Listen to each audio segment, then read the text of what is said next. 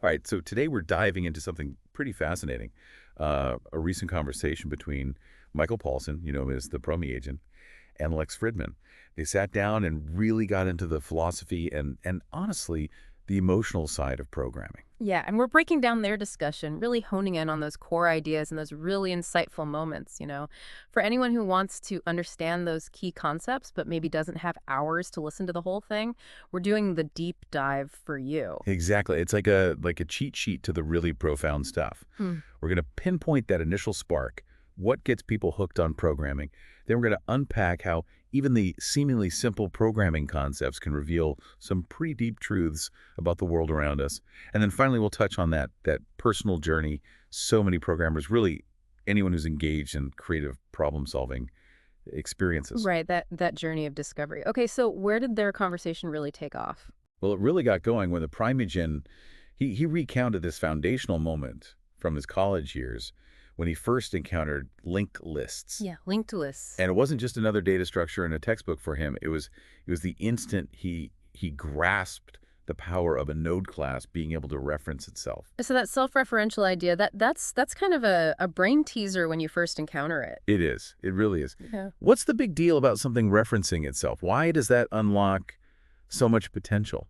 Yeah, well, it's that self-reference that allows for these really flexible and dynamic data structures.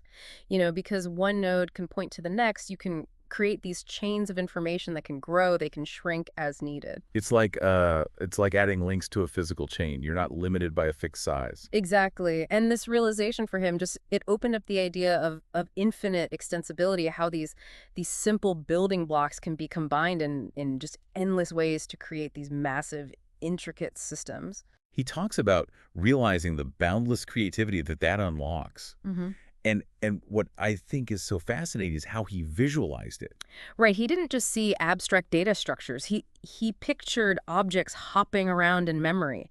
These foundational elements, he called them roots in this garden of nodes, spreading out, connecting. It's a beautiful image, Yeah. and it speaks to that human need to find relatable ways to grasp these complex It ideas. really does. It makes you think about your own aha moments in learning, those times when a concept just clicked and opened up this whole new way of seeing things. For sure. And Lex Fridman, he took that concept of linked lists and kind of layered on another really interesting perspective. Yeah. He likened them to human networks. Oh, interesting. Each person, each node only directly knows a few connections, those immediate neighbors, right? Right, right. But then you connect that to the bigger picture and you realize that these localized connections multiplied across a whole system create these vast, powerful structures. Yeah, it's a beautiful analogy, and it goes way beyond technology. You see it in social networks, biological systems, even in how ideas spread. Exactly. Exactly. It really makes you think about interconnectedness and how our own limited individual perspectives contribute to these larger wholes, right? For sure. Okay, building on that idea of interconnectedness and how individual elements contribute to a larger whole, another concept that often challenges and ultimately delights programmers is recursion. And the Premiagen, he had a pretty relatable experience with this one, didn't he? He did. He did. He specifically mentioned his initial struggle with recursion when he was reading Learn Java by Deitel and Deitel. He just couldn't grasp the utility, especially with that classic example, the Tower of Hanoi. Oh yeah, the Tower of Hanoi, which I think a lot of us can relate to. You see these textbook examples, and they're supposed to illuminate the concept, but sometimes they just leave you more confused. Right. Exactly. So what was the turning point for him? What made recursion finally click? Yeah, the turning point for him was a university lab assignment, a pretty daunting task of solving a maze using a recursive pathfinding algorithm.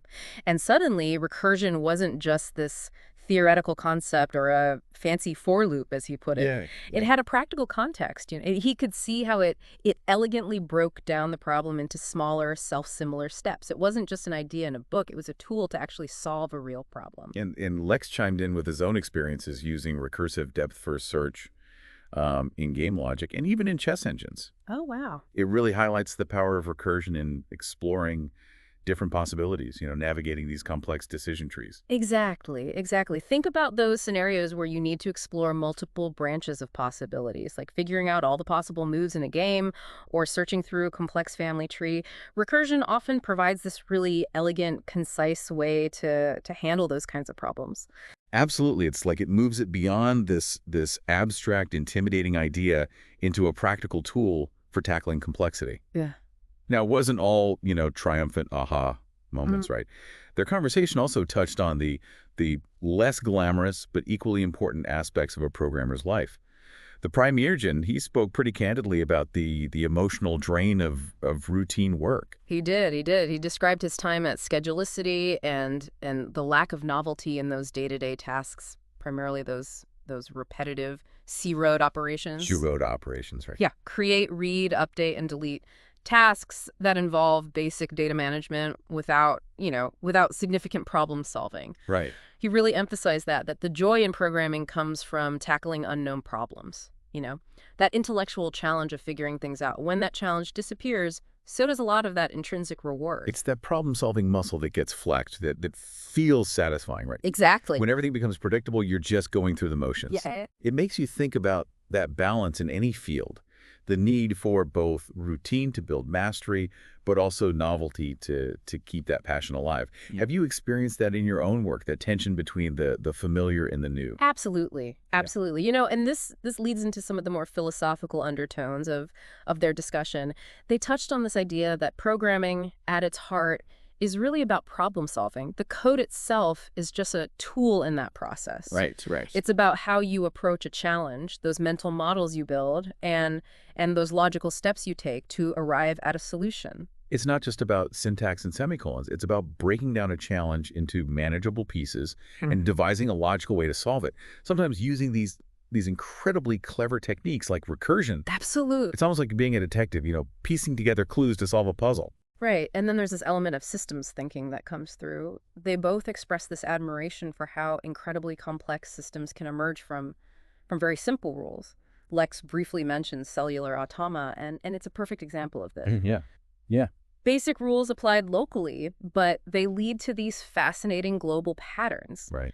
What's mind-bending is that the complexity it's not explicitly programmed in. It arises from the interaction of those simple rules. That the whole can be so much greater and more unpredictable than the sum of its parts. And that's a lesson that applies far beyond just coding. Absolutely. It's like a fundamental concept in complex systems. Right. And, think about how seemingly small changes in regulations or social norms can lead to these large-scale societal shifts. Exactly, exactly. And I think what resonated with me was that shared human experience woven throughout their conversation, particularly the Primeagen's, his journey with recursion. He described that initial feeling of not quite getting it, that self-doubt that can creep in, what we often call imposter syndrome. Imposter syndrome, yeah. Yeah, and it's comforting to know that even experienced programmers face these hurdles. For sure. It's a very common feeling, especially in fields that require continuous learning and problem solving. Absolutely.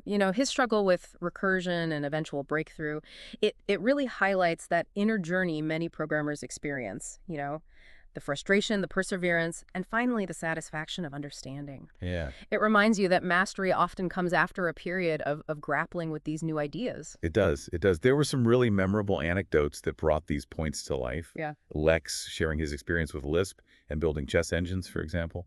Oh, yeah, yeah.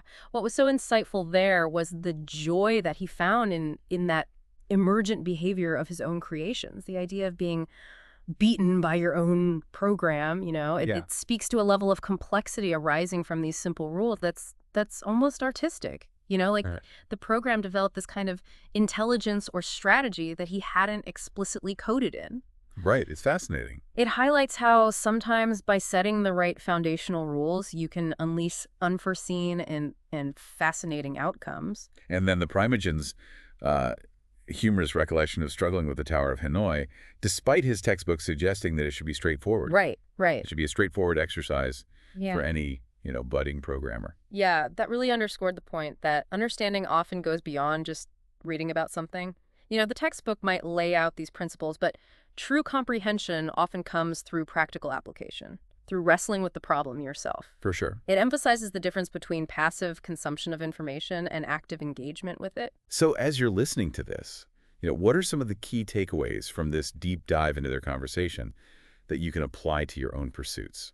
Well, I think the first one is that understanding isn't just about absorbing information. It's Yeah. about actively engaging with it, trying things out, seeing how concepts work in practice. Right. The Primeagen's experience with that recursive maze solver is a perfect example of that. Don't just read about a new concept, try to apply it, to a small problem or experiment. Exactly, Yep. exactly. And the second takeaway is the importance of seeking out challenges. Yeah, Monotony, it can really diminish your passion no matter what field you're in. right. Look for opportunities to tackle new, unknown problems. Mhm. That's where the real growth and the real joy often lie. Absolutely. Think about how you might introduce more novelty into your current tasks or seek out new projects that push your boundaries.